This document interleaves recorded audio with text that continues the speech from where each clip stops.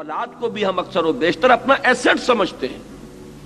ہم یہ سمجھتے ہیں کہ ہم جہاں تک پہنچے دنیا میں ہماری اولاد اس سے آگے پہنچے.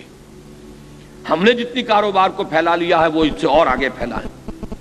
ہم نے جو بھی کچھ اچیو کیا ہے یہ اس سے اور 4 قدم آگے جائیں. یہ ہماری ساری سوچ جو ہے اولاد کے بارے میں اسی ایک مرکز کے گرد گھومتی ہے. یہ نہیں کہ اسے لگاؤ خرچ کرو. بہت بڑی انویسٹمنٹ ہے اولاد کو انویسٹ کرنا اللہ کے دین کے لیے، اس لیے کہ اس میں بہار نہیں آ سکتی. اگر انسانی صلاحیت اور قوت اس کے نہیں کھپے گی تو اس باغ میں بہار کہاں سے آ جائے گی؟ مجھے وہ اشعار پسند ہے، میں سناتا ہوں. اگرچہ ہے فیض کے کہ دھرتی کے کونوں کھدروں میں پھر اپنی لہو کی کھاد بھرو، پھر مٹی سینچو اشکوں سے، پھر اگلی رت کی فکر کرو، پھر اگلی رت کی فکر کرو، جب پھر ایک بار اجڑنا ہے. ایک فصل پکی تو بھر پایا، تب تک تو یہی کچھ کرنا ہے.